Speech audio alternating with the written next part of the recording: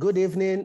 We are sure this is a global event, so many people are coming from different parts of the world. So if it is your morning, good afternoon, good evening, good night, but at least you're still awake. So there is no good night for you for now. So my name is Okpai Eze, just like Dr. Zeribe mentioned in the overview.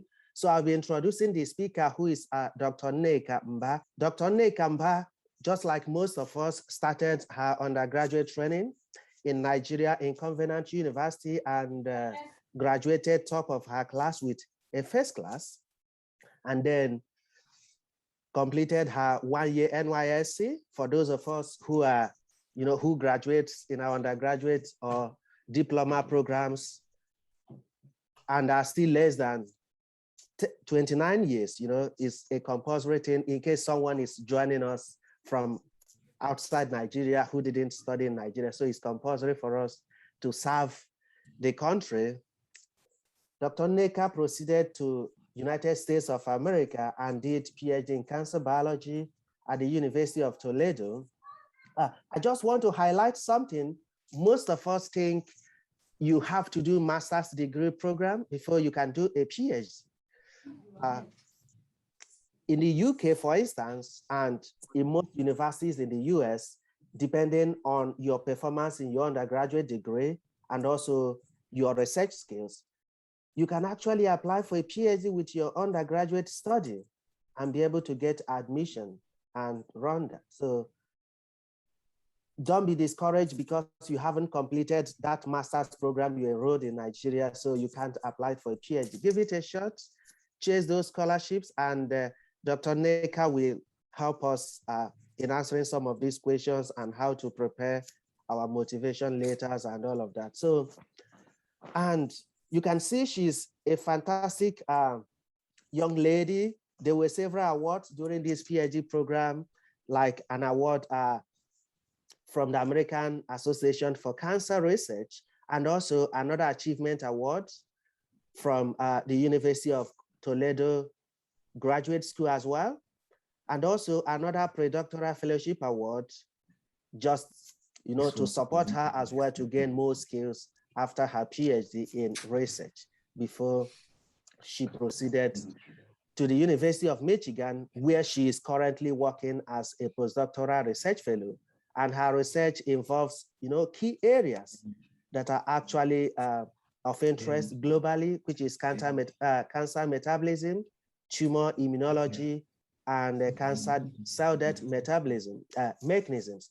These areas is of global interest because understanding these areas helps in drug development to target different types of cancer. So kudos, Dr. Nneka, for creating a niche in this area. And she has won several awards as well as a postdoc, which is really, really encouraging. You can see 3 awards already. There are so many other awards she has won, which I don't have to list on this slide for time. And she does other activities apart from just doing research. Like now you've seen she had joined us today to make a presentation, and she's also a member of the Zeribe Mosu Foundation. So she does different things, including publishing in high impact factor journals, reviewing journals as a volunteer for different journal publishers, and also, mentoring undergraduate and graduate students. Just the same thing she's going to do for us today, this evening, mentoring us, guiding us on how to prepare personal statement, how to prepare for graduate school interviews, and the rest of them. So thank you, Dr. Nneka, for accepting to give this important presentation, especially now different universities are asking for admissions and scholarships, especially in the USA, in the UK as well. This is the period most graduate school applications open. So it's not just for those who are applying for PhD. If you're applying for undergraduate or master's degree program outside Nigeria, you will be required to prepare this type of statement because it helps to showcase some ideas and skills which Dr. Nneka will help us highlight for them. Thank you so much. Okay, thank you, Eze, for that very generous and kind introduction. Today, I will be talking about preparing the personal statement. I'm going to touch a bit on admissions and scholarship interview preparations. So I would want to mention that this presentation is meant to be very interactive. So the goal is I'm going to, in just very few minutes, give you all a broad overview on the expectations, what to put in a personal statement, and then save some time at the end for questions, and just to allow that conversation to take place so people can talk about their experiences with putting together a personal statement, questions they might have, and other members of the panel could provide tips as well in addition to what I'll be talking about. So today's outline, I will be talking about how to structure a personal statement. In addition to that, I have a sample personal statement that I'm happy to share with the group. So I took excerpts from those from this personal statement just to demonstrate and highlight some key points that I made in the first part of the presentation, just to sort of drive home the idea of how best to craft your story and to craft that narrative to really sell yourself to the admissions committee or the scholarship committee, and question and answer discussion session. The final or the second phase of this presentation, which is on interview tips, is going to be really interactive because there is only so much one can talk about, in terms of how best to prepare for an interview and what sort of questions to anticipate. So that will be very interactive. We're going to open it up to questions, and we'll just sort of learn together and share our thoughts on how to nail the interview. So what is a personal statement? A way to sell yourself to the admissions committee, a way to tell about your skills and about your career goals. And you would find that for different institutions, there are different variations of what is statement or essay is. Some would call it a personal statement. For some, they want a statement of purpose. For some, it's a motivation statement or a teaching statement in the case of a graduate assistant or a teaching assistant position. But what is key and what is most important is every scholarship foundation or every university would clearly define what the expectations are, what it is they want you to talk about. So for example, with a statement of purpose, they probably want you to talk about your academic background, some of the research work or internship work you've done, and also talk about some of the skills you've accrued over the years and how some of that can be brought in to this new role, this new degree you're trying to pursue, and just sort of tie that all together. A motivation statement might hinge more on, what are your personal circumstances or what is it about your life experiences, that motivates you to want to take the next step. Then, for example, a teaching statement might want you to emphasize more on your teaching, your prior teaching experiences, and, the times you tutored in college and stuff like that. So the key point is when you're faced with the question of putting out some sort of essay or personal statement, you want to carefully read through the instructions to get a sense for what it is the committee or the selection or the reviewers are expecting from you. So we all know that the personal statement can be a bit intimidating when you're doing this for the first time.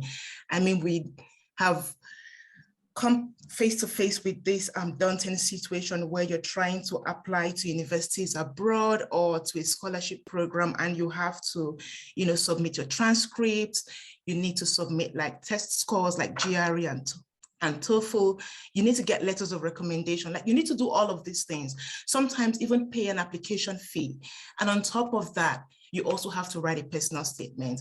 And for a lot of us, we are not used to writing such statements. We go through high school in Nigeria, college and all, and we're primarily focused on, writing our exams and writing more academic style materials. But at this point, you have to put in a story about yourself.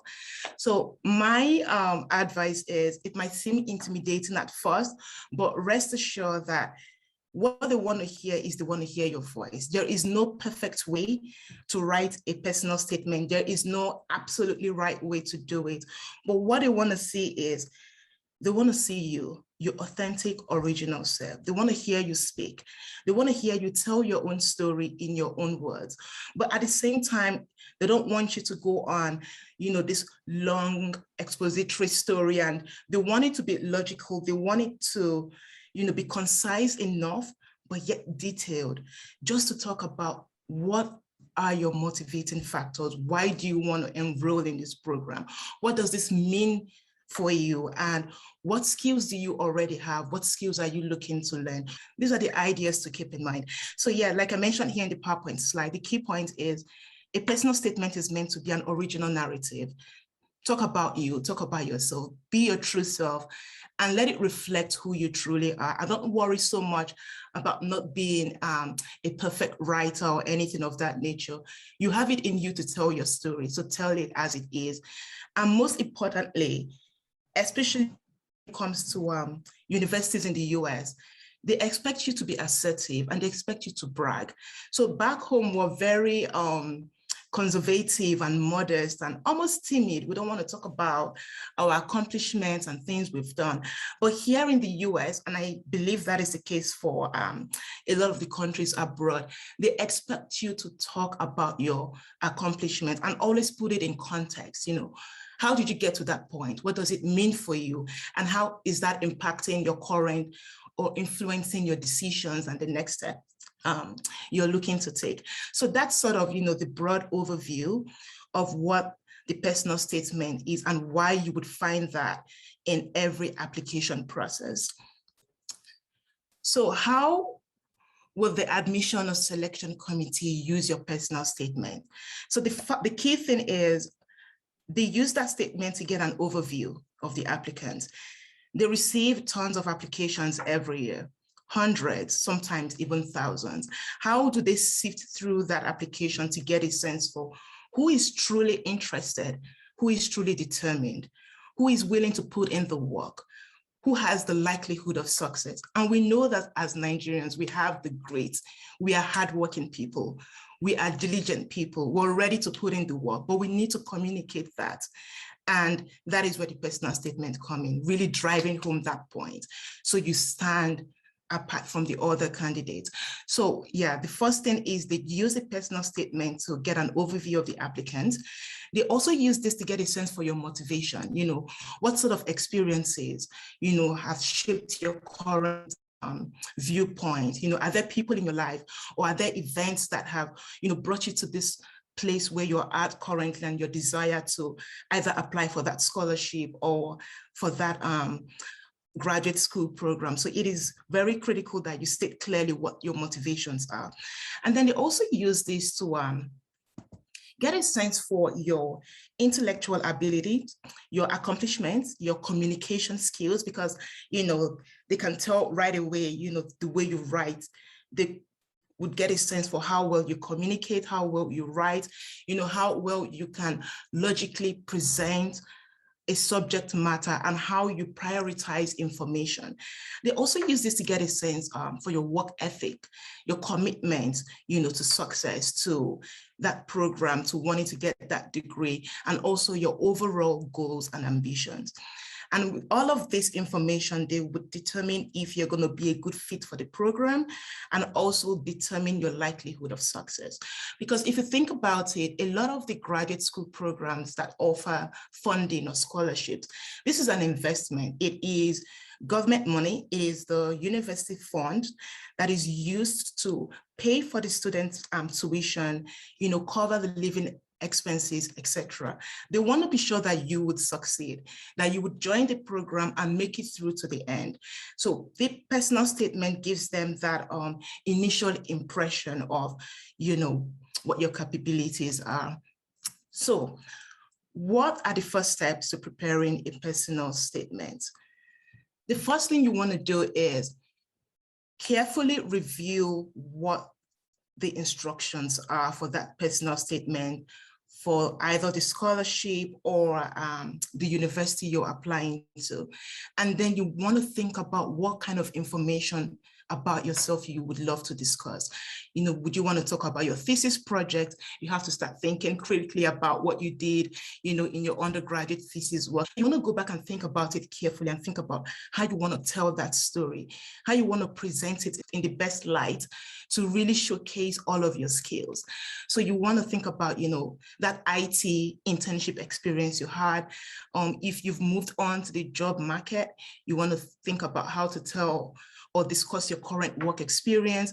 If you've had some, you know, recognitions and awards, you want to think about that. Have you published papers? You know, the grades you got from your undergraduate program, be it, you know, 2-1, 2-2, first class, you want to think about how you would present that grade, tell that story, and connect it all to your skill set and sort of highlight the things you've learned along the way. So first and first, think about what you want to discuss. Then you also want to carefully review what type of statement is being required. Is this a research-heavy statement? Is it a statement more on your motivations? Is this more an academic statement? Do they want you to focus on teaching and mentorship? You know, read the instructions carefully. In fact, some schools would go as far as having bullet points on what they want you to talk about. Make sure you read that and make a proper note of everything. That way you cover all of the bases of what you're expected to talk about. Then the next thing you want to do is to research the program and the university. What is it about the university that, you know, makes them stand out? What is it about them that, you know, you want to highlight in your essay to say, this is the reason why I want to come to your school. This is the reason why, you know, you're my top choice. And also look into the selection criteria. You know, what are they looking at in the applicants? You know, how are they selecting the applicants? That way you know what subjects and topics to highlight in your personal statement. Then for folks in the STEM field, science, technology, engineering, maths, and other even social sciences, you would want to identify research professors and labs that you're interested in. This is so important. We cannot overemphasize this. It is not enough for you to talk about the fact that you would love to be in that program. You want to get your master's or your PhD. You right away need to think about what your research interests are and look up the biographical profiles of the professors in that university. So it's always very easy to find. You go on the website, you go to the departmental page, you look up the profile of the faculty members, and you don't have to read too deeply, but just get sort of like an overview of the research work and the research area that you're into and see what interests you. Prior to coming to the US, I had no idea what aspect of medical research I wanted to do. I just knew that, yeah, medical research, I want to get a sense for, you know, what causes diseases, you know, what occurs at a molecular level and how to treat diseases. But what I did at that time was I thought about, you know, what was the most common disease in Nigeria? At that time, I was like, oh, you know, heart-related diseases, cardiovascular diseases. I thought about diabetes and all of that. And that was how I worded my personal statement. I said I was, you know, interested in metabolic diseases such as diabetes and cardiovascular diseases. And I went on to look up the profile of different professors that worked in that area. And I highlighted them saying, this is what this professor does. This matches my research interest. I would be keen and excited to work with this professor. So you want to do something like that. That being said, after moving to the US, I definitely switched fields. So there's a lot of flexibility. You don't have to feel that you'll be bound to that initial research interest. I talked about wanting to study cardiovascular diseases. I ended up studying cancer, and now I'm a cancer research scientist. So no pressure there, but what they want to see is that you have that initial research interest. You know, you have a clear goal. There's sort of like a direction on what you want to do. So the next thing you want to look into as part of the first steps is to make sure that if they have specified a word limit or a page limit so that essay, you do not exceed that. So if it says 1,000 words, 1,000 words, no more than that. You could be slightly less by a few words, but you want to be as close enough, as possible to that word limit or to that page limit.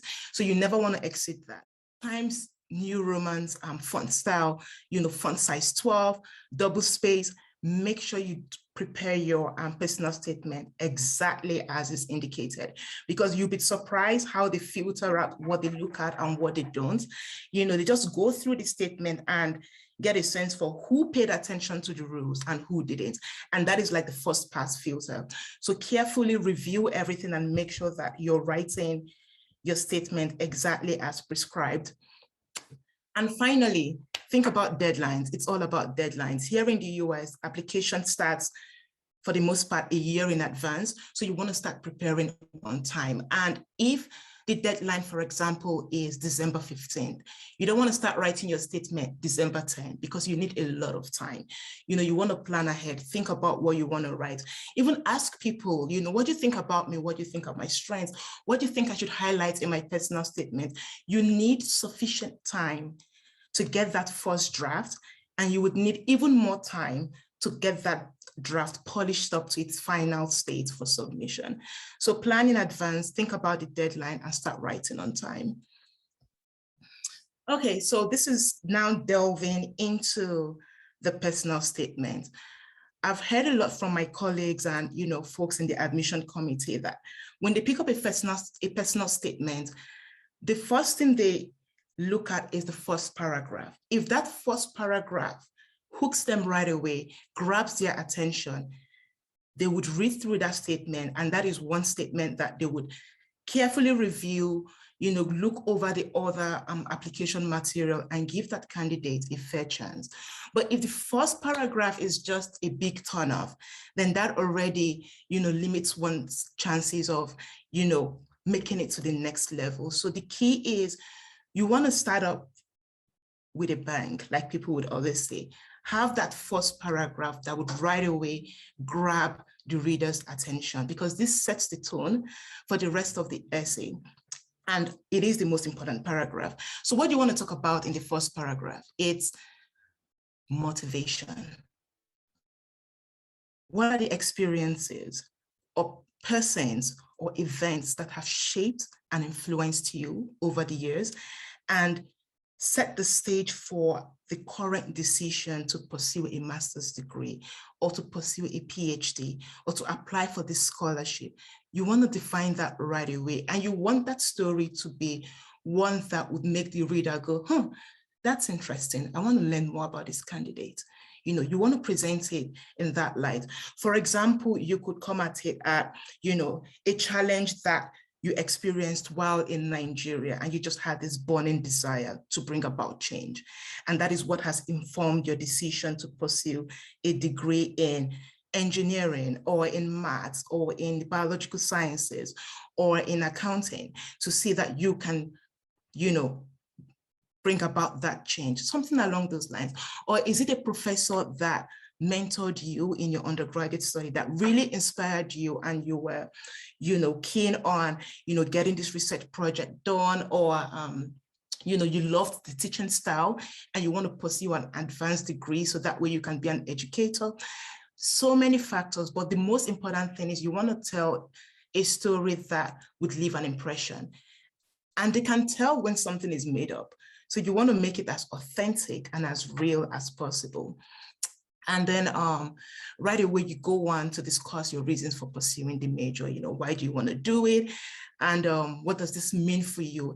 And in everything you're discussing, you always want to tie it back to your motivations, the skills you already have, and your goals. So after that opening paragraph, this is where you can go on to talk about other things. You want to talk about your professional background or story, as well as your personal story. So your professional story would be, I have a bachelor's in mechanical engineering. I also have a master's degree in mechanical engineering. This is how I went about doing it. These are some of the questions that I asked, and these are the ways that I went on to solve them. And this is what I want to do next. So after describing your professional story, your personal story, you also want to talk about sort of the educational and career goals. So you're applying to this school, Harvard University. Why Harvard? What is it about Harvard that makes you want to go there versus going to MIT? You want to talk about why you're interested in that school. Is it the quality of the research work that is being done? Do you feel like the research is the perfect fit for what you want to do? Is it about the ranking? Is it about the faculty members? Is it about the diversity in the school? You know, you want to highlight some of these factors. Then you also want to talk about the program, bring it down to the program level. You know, why are you interested in that program? Is it because it aligns more, you know, with your vision, with the goals, with what you want to do? You know, why are you interested in that particular major? And in instances where, you know, you studied, for example, I'm just going to make something up. Let's say you studied social sciences in your undergrad and you want to get into more a health science field. You know, why that switch? And what aspects of social sciences do you want to highlight as transferable skills applicable in health sciences? So this is just an opportunity for you to highlight some of these points. Then it is very important. So back home, we do engage in a lot of extracurricular activities. It's an indication of leadership, it's an indication of good time management, it's an indication of the fact that you're a well-rounded person. So this is an opportunity to showcase what you've done. You know, be proud about it. Oh, I played soccer with my friends. I was the head of my soccer team. Talk about it. Talk about the things you've done, be it, you know, participating or volunteering with some groups, you know, working with some NGOs or foundation, engaging in sports, engaging in music, arts, name it. You think about whatever extracurricular activity you've been involved in and talk about it. You want to talk about how this extracurricular activity has shaped who you are and how it has, you know, influenced your personal growth, you know, has made you to be a more rounded person, you know, you're more disciplined with your time, you know, you're able to take on multiple tasks at the same time and not feel overwhelmed or not get distracted. So these are key points to talk about. In everything you're doing, it's all about the packaging. Tell it and let it leave that impression that you're an amazing person. Ultimately, that's what you want to get at. Yes, and I just mentioned if you've been involved in some sort of volunteer activity, talk about it in your personal statement. And then, of course, discuss the achievements that you're most proud of. So, key information. Whenever you're talking about experiences, be it professional experiences, academic job related or extracurricular volunteer work, anything you're talking about, always highlight the lessons you have learned. Why does it matter? You know, why does it matter that you did that IT program? Yes, I did my IT at blah, blah, blah company in Nigeria. What did you gain from it? What did it mean for your growth? Why did it matter? It's not enough to talk about what you did. It's not enough to tell them what you did. You have to demonstrate how it has influenced, how it has impacted, and how it is shaping your current decision, and how you have a lot of skills, information, and knowledge that you're able to bring from that experience into your new role, and as well as your future career growth. So yes, for example, why did you choose that topic, you know, that you did in your undergraduate thesis project? What did you gain from it? You know, why did you do that internship? What did you gain? You know, with your current job, what are you gaining from it? So just always think about the why, what am I gaining? What am I bringing? It is very important, very, very important. The other thing that I want to touch on is sometimes when we write, we're used to making very broad statements like, you know, I am creative, or I am a diligent person, or I'm innovative. That is great. So is everyone else out there. How are you creative? That this is an opportunity for you to then highlight an example. For example, I'm in Nigeria where we have limited resources. You know, we barely have 24 hours electricity, but I was able to improvise. despite the hardship and the limitations, I was able to get this project from A to B, which would have been impossible, but I came up with ways, innovative ways to get around the limitations. Not only did I answer the core question of my project, I came up with additional hypotheses, additional sub-projects that my professor or my mentor took on and is currently exploring, meaning I didn't just work on my undergraduate thesis work, but there's so much that I did that even junior students coming after me have a lot to work on, all thanks to my innovative ideas. You want to demonstrate that, you're diligent. How? I put in the hours, I had to, despite my busy schedule, my full workload for my undergraduate research work, I had to travel to so many states in the country to collect samples. You want to highlight, because we do these things already. We're already hardworking, we're putting in the work, but we're not telling the story. So you want to go ahead and tell that story and emphasize, moments where you've exhibited diligence, being industrious, being creative, being innovative. Don't just say it, describe it in clear terms. Yeah. And let's say you want to talk about how and why your uniqueness, what is unique about your story and what it brings to university, and what all of that means for you, for your growth and career success. So this is something I really, really wanted to drive home, where you always want to talk about the lessons, the lessons, the lessons. And ultimately, you want to talk about your goals. You want to talk about both the short-term goals, which would basically be what you expect to do while in the program. So in the US, a master's program is about 2 years, and a PhD is anywhere from 4 to 6 years. So you want to talk about the things you hope to accomplish, but ultimately they want to hear about your long-term goals, because that is what is important. It's what you want to do with this degree. What's the next step moving forward? How do you see yourself? That would give them a sense for, how you would contribute to their diversity, how you would contribute to the growth of the program, because every institution wants to be proud of its alumni. They want to see trainees from their program go on to, take on amazing jobs, so they can brag and talk about the fact that, oh, all of the alumni from our programs end up in amazing places and do great stuff, blah, blah, blah.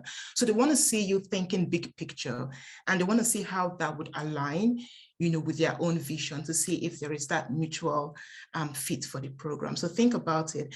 And also, when you discuss your goals, always make sure that you're drawing that connection, talking about your background, your already existing knowledge and skill sets, and how that would connect to the future goal and, everything you hope to accomplish or achieve in the current program. It's all about making that connection of what already exists and what will be in the future. So again, finish up, talk about your long-term goals.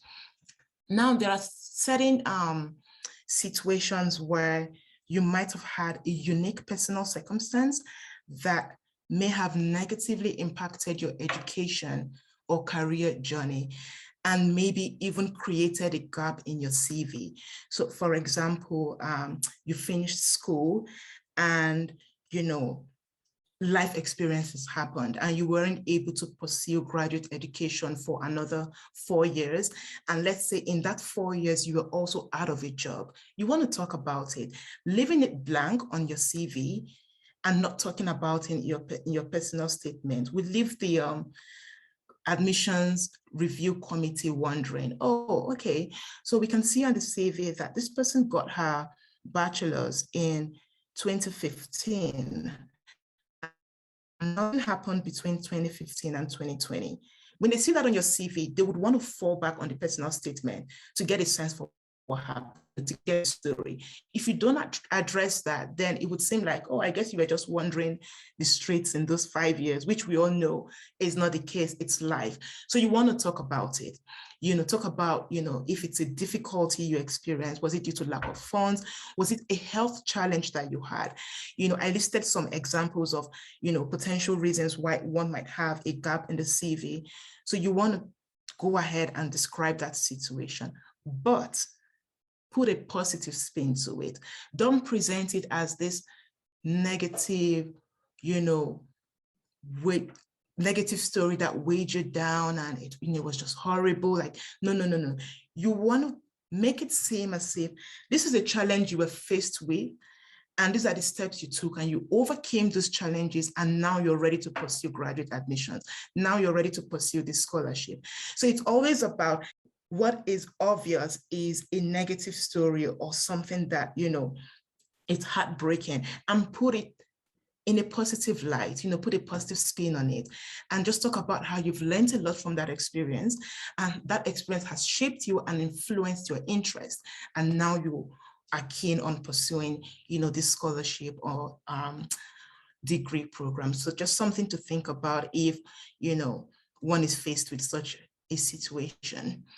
So I have given this broad overview on what to expect and how to proceed with writing a statement of purpose. I have a sample that I would like to discuss, and I'm not showing the entire thing, discussing a couple excerpts from this personal statement just to drive home some of the points that I've made about, things to talk about in the personal statement and how to present. So this is a statement from Bosun. Zeribe talked about Bosun. He is currently a PhD student, a PhD candidate at the University of Michigan here in the US, studying chemical engineering. Bosun holds a Bachelor's of Engineering degree from the University of Lagos. And he was generous and kind enough to share his personal statement with me so I can use that for this session. So a big shout out to Bosun, and thank you so much for letting us use your statement. So like I said, all I have here is just a couple excerpts of his personal statement, and I just want to draw our attention to some salient points. So this is the first paragraph. You're welcome to carefully read through to get a sense for what Bosun put in here, but I'm just going to draw your attention to a few points. So he started off by talking about how, growing up in Nigeria, the availability of constant electricity was a big problem. And then he didn't just talk about the fact that electricity in Nigeria is a big problem. He demonstrated that he had the intellectual knowledge of what that problem is. He talked about the total capacity grid of the electricity in Nigeria and how that is limiting. He even cited some information from the USAID to show that he is reading, he is gathering information, he is seeking knowledge, he is, he knows what he's talking about. The interesting thing he did was he talked about how in his final year, he had so many questions, problem thinking, critical thinking, eagerness to solve problems. He talked about how some questions he had included, can't energy exploration be environmentally friendly? How can I develop an alternative source of energy by converting waste materials to power, to power, which would serve as a method of recycling? How can we generate a cost-effective way of producing electricity in Nigeria? And he was putting all of this information with clear data, meaning he's not making this thing up, he's thinking about it. Some research materials he read, research ideas he came up with, things he explored, and he finished up that paragraph by saying, it is this exposure to research and the fascination of the multifaceted questions that have boosted my interest to pursue an advanced degree in chemical engineering. That there was like, okay, we want to hear more about what this guy has to offer. So this is his introductory paragraph. Now, when you're talking about your research, you just don't want to talk about it like, I was just by myself and my professor told me to work on this research work. You want to talk about it with this sense of, I was eager. There was a motivation behind it. In fact, I was so keen, make it seem like it wasn't just that one task you had to do to graduate. Make it seem like it was something which from a lot of us, that's the case, but it was something that got you motivated and excited. So how did Bosun phrase that information? He said, my undergraduate thesis was motivated by the need to identify the rising challenges in modulating phase behavior of reservoir fluids.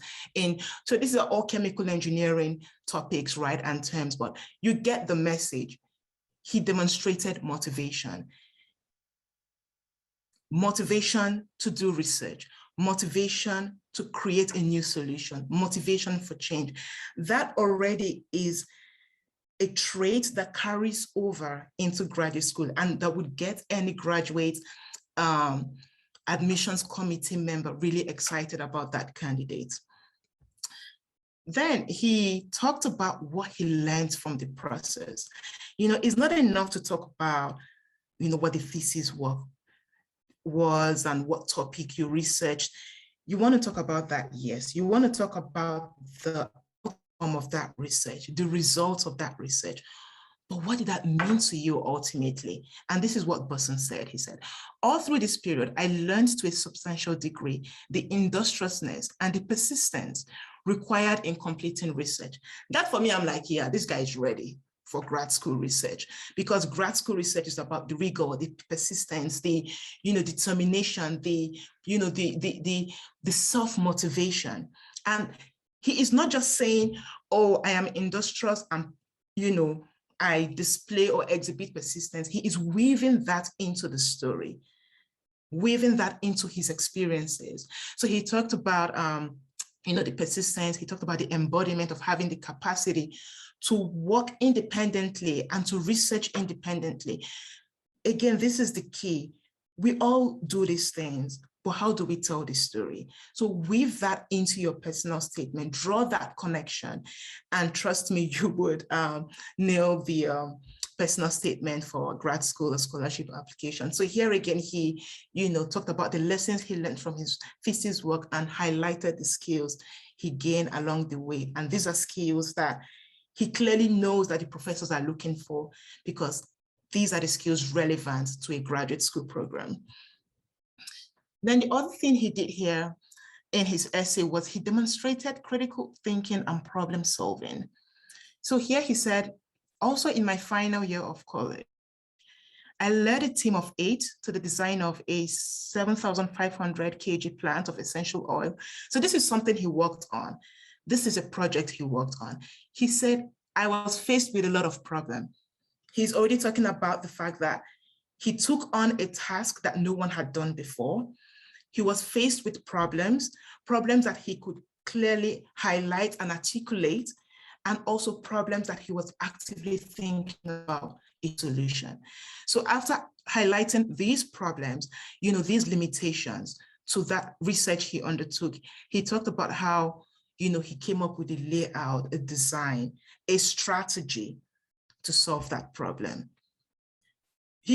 Somebody else would say, I have, great critical thinking ability and great problem solving ability. How? Tell us how and in what way you demonstrated that. So that is what they want to see in the personal statement. And I talked about extracurricular activity. Please don't be shy. Be proud of what you do talk about these things. Right here, he said, outside school curriculum, I captained my departmental football team to several finals, winning numerous trophies. And then he went on to list other things he's done. He's tutored, his colleagues. He organized quiz competition. If, for example, you are actively involved in, mentoring pupils from primary schools and secondary schools, or you teach a class over the weekend, or you help people prepare for WIAC, whatever it is, you do talk about it. Because what that tells them is you have leadership skills, you have good management skills, you have the ability to multitask, you have the ability to take on projects and not lose sight of the bigger picture. That is what you want to see, someone who is well-rounded. So think about things that you do in your day-to-day life and weave that into, the personal statement story. Then here he talked about certain classes he's taking online. We all do these things. You go to you go online to Stanford or MIT, Harvard, and you look at some of the free courses they offer and you take those classes. Highlight them in your personal statement. They can see that initiative, that proactiveness. You want to develop yourself, you want to improve yourself beyond what you've been taught in college. So if you have the means, you have the resources. I encourage you all, take online classes, take classes that will be relevant to that next program you're looking to get into, and highlight it in your personal statement. So Bosun did that. He talked about, and he didn't just say, oh, I took this classes. Why did he take the class? What did it mean for him? He said, in a bid to understand some of the solar energy issues, I completed a solar energy course. He went on to say, to further expand my knowledge in solar energy, I am currently, so it's all about telling the story and really discussing ways that you've been improving yourself. And this would be highly relevant to folks in the sciences, STEM fields, social sciences. Like I mentioned, you want to talk about your research interest. This would tell them that you're going to be a good fit for the program because the kind of research you are interested in, they have faculty members that are actively studying that work. So talk about your research interests. My research interests at graduate level are, among other things, nanotechnology, sustainable energy, and talk about the professors in the department. So this is where, after you've read up, highlighted up to 3 professors that are doing something that might interest you, and talk about their work. And Bosun did that right here.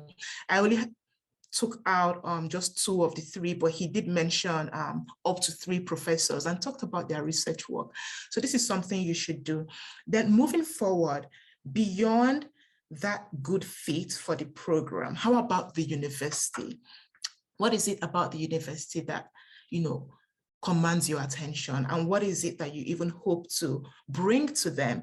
Because it's not always what they can offer you, it's also what you can bring to the table as well. And I really love this sentence from Bosun's essay where he says, I find the highly interdisciplinary nature of the research in the College of Engineering really interesting. And being an international student, I hope to learn new cultures and increase the diversity of the student body. A lot of schools abroad are always thinking diversity. How can we bring in more people, encourage diversity, different ideas, opinions, perspectives? They want that, and you are bringing that to the table. They don't want another American that, will do things the American way. They want a Nigerian. Come in, show us what you have, do things differently, add to that diverse student body. That is what a lot of programs are looking for. And be bold to talk about it. And, they're doing you a favor, but you're also doing them a favor because I have something I'm bringing to you guys. So you want me, so think about it along those lines. You're also adding to the diversity of the student body. And long-term goals, he did that right here. He says, after obtaining a PhD in chemical engineering from the University of Michigan, I plan to pursue a lifelong profession in teaching and research in the educational sector to contribute to existing knowledge. This will get anyone excited. It's like, please come and join us because this is what we're looking for. We want to ensure that this culture continues of teaching and education and next generation scientists, educators, and teachers. So this is something you want to highlight. And your long-term goals could be, I want to go to corporate America, I want to work in financing. Be bold about it, talk about it, let it be truly you. But they want to see that you're thinking ahead, so that is it about long-term goals. So that is, I think a really nice overview. He had a lot in his personal statement, a lot of really fantastic gripping points, but I just selected a few to, drive home some of the points that I made, and just to give you guys a sense for like a practical example, because I could talk in all of these abstract terms, but just seeing a successful personal statement. This was what he sent to the University of Michigan, which is one of the best institutions in the US, and he got in fully funded chemical engineering program, PhD, after obtaining his bachelor's from the University of Lagos. So, it's an award-winning personal statement. So a lot to learn there. And, I'm just really grateful that I could share that with you guys. So just sort of to summarize the key points that we've made, general guidelines to writing this personal statement: tell your story, distinguish yourself, start with a strong opening to capture the interest of the reader, go on to describe your reasons for applying, discuss your accomplishments. And don't always think that an accomplishment has to be something that others recognized as an accomplishment, because back home, you know, we're always thinking, oh, but I didn't win this award. No, I wasn't really the top student in my class. No, there are other things you're doing that will be considered an accomplishment. Things you probably do on the side that many people don't even know about, but it's the way you tell the story that would capture the attention of the reader, and they would go, this person has something unique that we haven't seen in other candidates.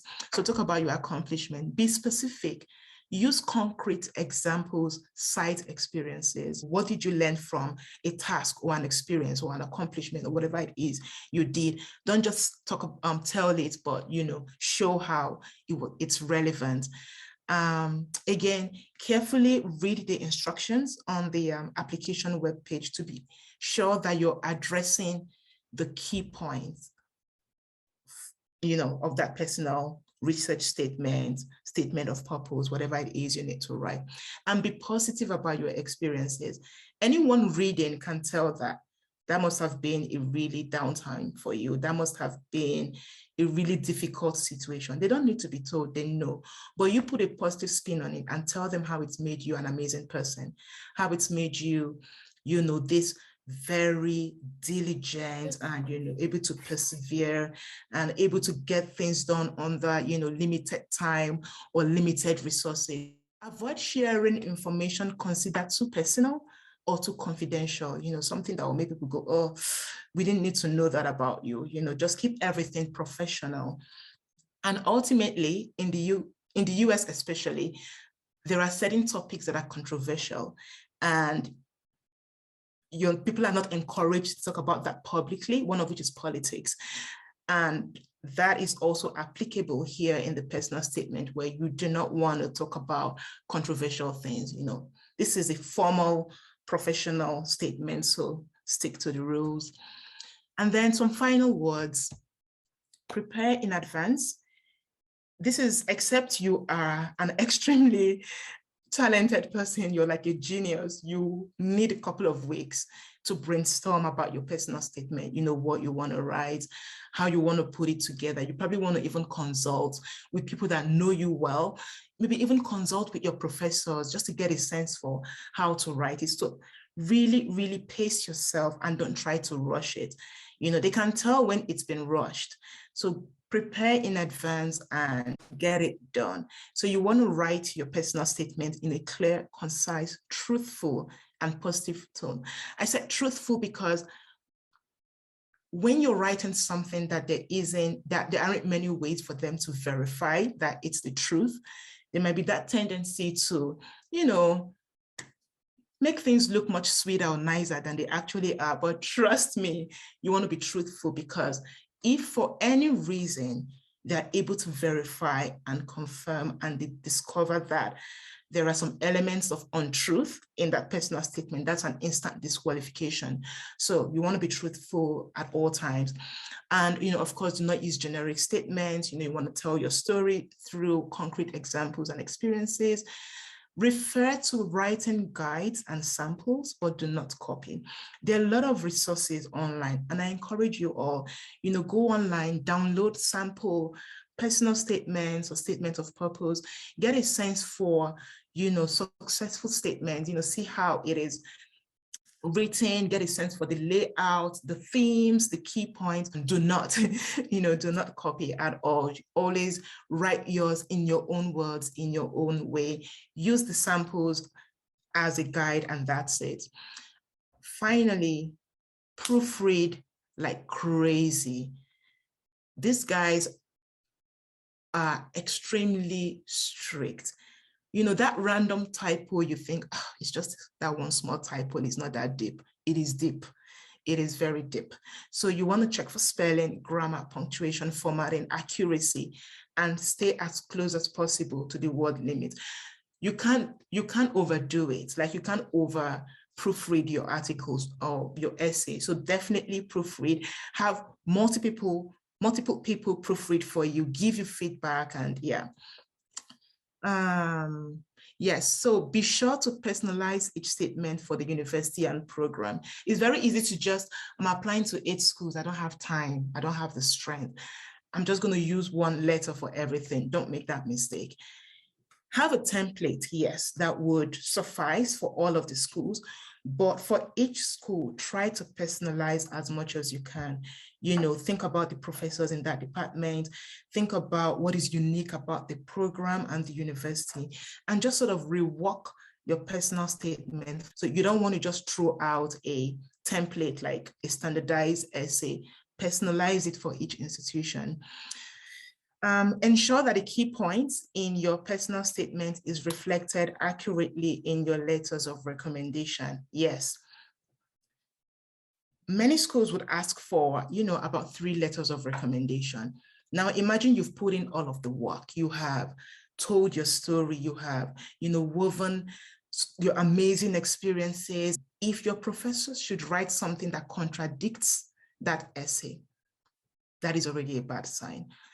It's also not good if you know yourself, you know how amazing you are, you know your abilities, and your professors fail to capture that. That won't be cool.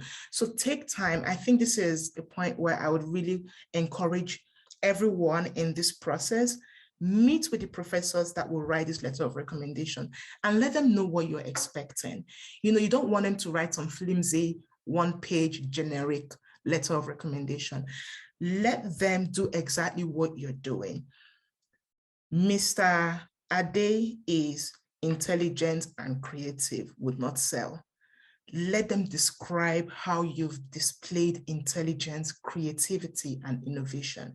That way, the 2 documents can be put side by side, and anyone reading it will go, this person is truly who, you know, he or she claims to be. So take your time, let them know what is expected. Like let them know that this is not just a generic letter. They would have to put in the work for you. And if it means giving them a draft, many of them would ask for a draft, give them that draft and make sure that it is well written. That way, you know, your case is made and is made strongly. You know, I've been privileged to be here and I've seen all kinds of letters of recommendations for undergraduate students, graduate, masters, and PhD students. And trust me, the professors here in the US, they put in the work. They really talk about the traits and the attributes. They really, really sell the students. And I've seen letters from other parts of the world as well. But for some reason, you know, we're not thinking along those lines, or not everyone back home thinks along those lines. So you have to put in the work and let them know that this can't be a generic letter. It has to be something that captures my true value, worth, and essence. So something to think about. Then one other point I wanted to make, you know, in regards to letter of recommendation is, so I've been privileged to provide letters of recommendation to undergrads going on to grad school. And I will tell you something, the process of, you know, uploading that letter of recommendation is usually not as simple as they have a letter, they go online, they upload. Give them a heads up that sometimes there could be a questionnaire, not even sometimes. I can't think of when I didn't have to fill out like a questionnaire. So there's going to be a questionnaire where they go in and answer questions about you. That means they need to know you well enough to answer those questions correctly. I'll give you an example. Some of the questionnaires could be something to the effect of, on a scale of 1 to 10, rate the student's intellectual abilities, rate the student's communication skills, presentation skills, ability to tackle difficult questions, you know, work independently, innovation. And it's a scale of 1 to 10, 10 being the highest and 1 being, you know, crap. This is not the time for them to be modest, because if they're coming at it from the whole perspective of the students can be that great, you know, let's make it a 6 or 5. The Americans are putting 9 and 10 because that is a true reflection. Or the professors from, you know, India and China, other countries from the world, they are putting scores that accurately reflect the students' abilities. So if the professors are downgrading your scores, that is not doing you any good. So you want to sit with them and tell them, when you're sent the link to register, you know, create an account to upload my recommendation, there might be additional questions. And if you give them this heads up, at least they'll be patient, because there are times when it takes up to about 15 minutes to answer those questions. Like you have to diligently, patiently go through every single one, you know, and answer those questions.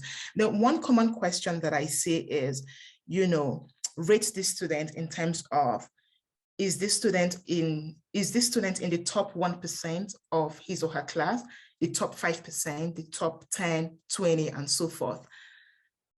If you are in the top 1%, if you're in the top 5%, if you're in the top 10, encourage your professors to indicate appropriately. You know, like I said, this is not the time to think, yeah, so this is a class of 100 people. Tunde is, no, if Tunde is in the top 10, Tunde is in the top 10.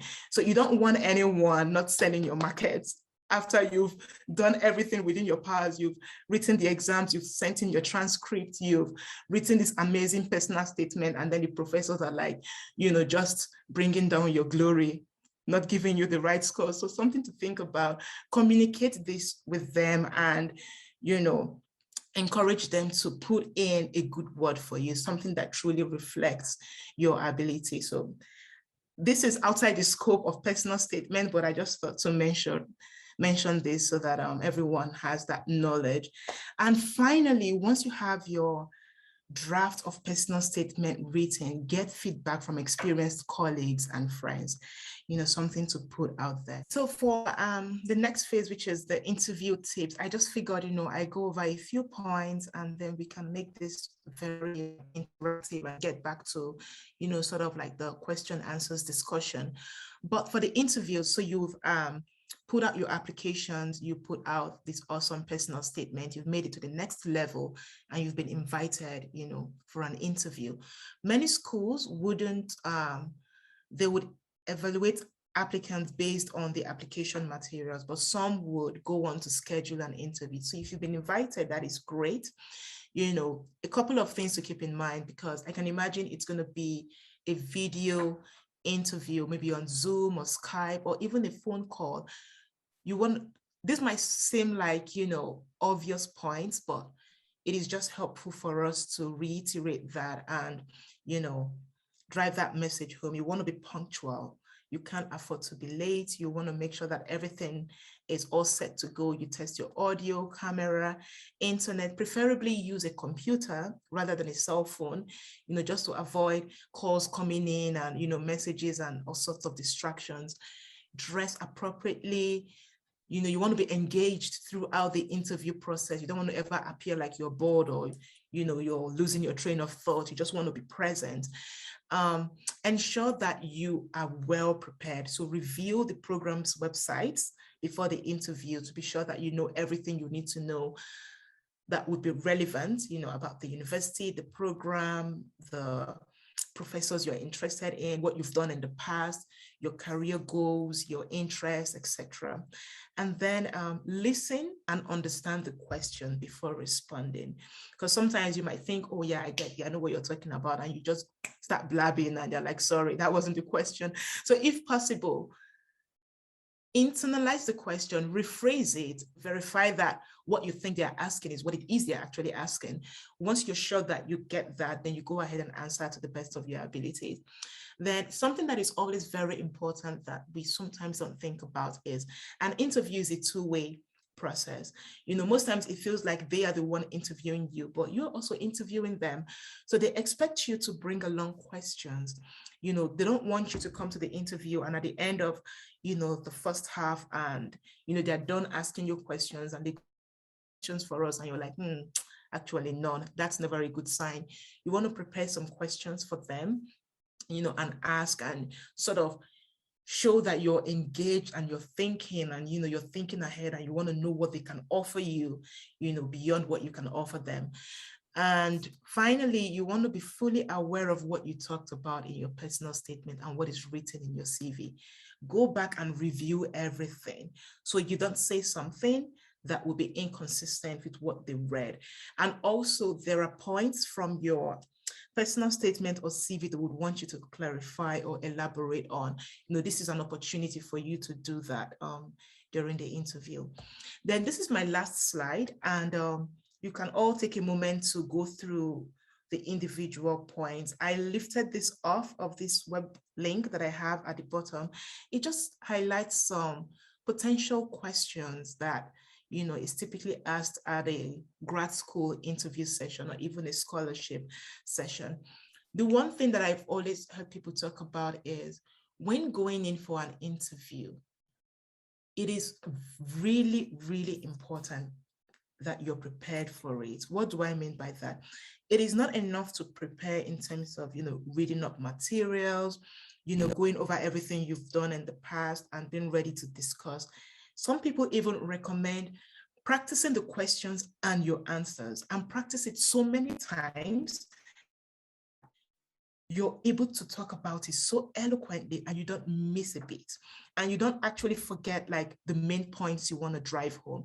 So even if it means writing a script, so I watched a couple videos about this in the past, and one of these top CEO person was talking about, how to nail your interview. And he talked about straight up having a script, practice with that script to the point where you know everything you want to talk about, exhaust a lot of the information online, see examples of how, to answer certain interview question. The one major question that most interviews will start with is the tell us about yourself question. And you'll be surprised that a lot of us still struggle with answering that question. We think, myself, my story. So when I was young, no, it's, your professional academic background. Nobody cares about your personal story.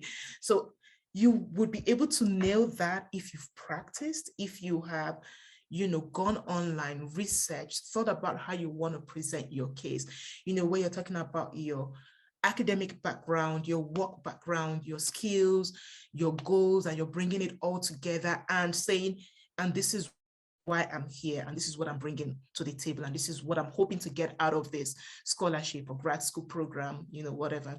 So it's all about preparations, and you can't go wrong. There's nothing like being too prepared. It's something you need to put in the time, the work, the effort, but prepare. So all of these questions that I have here, I saw online that there are tons of, sample answers, ways to get, ways to approach these questions and answer them, in your own voice, given your own unique situation. So I encourage you all to, think about these questions, write them down, save this link somewhere, go online, see what else is available. Because this would be useful not just for your grad school admission or scholarships, but even a job interview. You go in and instantly you're nailing that interview and you're wondering, how did I get here? Well, it's thanks to preparing for grad school interview. So this is something that is like a life skill that will be helpful anywhere. So I just thought to put this here, and we can open up the floor again for, discussions, questions. And if anyone has, tips that they would love to share with the group, we're happy to listen, because we're all here to learn. Like, I had this grad school scholarship interview and I nailed it, and I was told that I was fantastic and this is what I did. We're happy to hear that and, learn from each other. But this is all I have. I have my conclusion slide, which is just a summary of everything that I've talked about, what the personal statement is all about, how it's a powerful tool, to discuss your motivation, and how you can use this to discuss your accomplishments, your goals, why you think you're a good match for the program, what you're bringing to the table, and also to discuss, special circumstances or something that, was a dent on your career journey and how this has shaped who you are and, what you're bringing to the program. So this is sort of the end of my PowerPoint presentation. Thank you for your participation. Good luck with all of your applications. We're here to help. If you scan the barcode or you click on the link, you would be able to join the Telegram page. I think there are over 100 and something students in that page actively engaging. Dr. Upai is like nonstop 24 hours posting, about scholarship opportunities, internship opportunities, job opportunities, PhD programs, funding, all kinds of things. People are taking advantage of that program. And if you have questions, there'll be someone there to provide an answer or link you up with someone that might be able to provide that answer to you. So we're just here to support each other to learn and grow together, as Dr. Musu rightly put on there. And yeah, thank you all for being here. Thank you for your participation. It's been an absolute honor. Grateful, to have this opportunity to share my knowledge and sort of my experience in the space. And I wish you all the best. So happy to take more questions now. Thank you so much, Dr. Nneka, once again for the amazing summary. I hope participants have learned a lot from this seminar today. So we'll just take a couple of questions. Remember, you can network here. You can actually chat people directly, send people some message directly and link up with them. We've got just a couple of minutes and we'll call it a day for today. Thank you.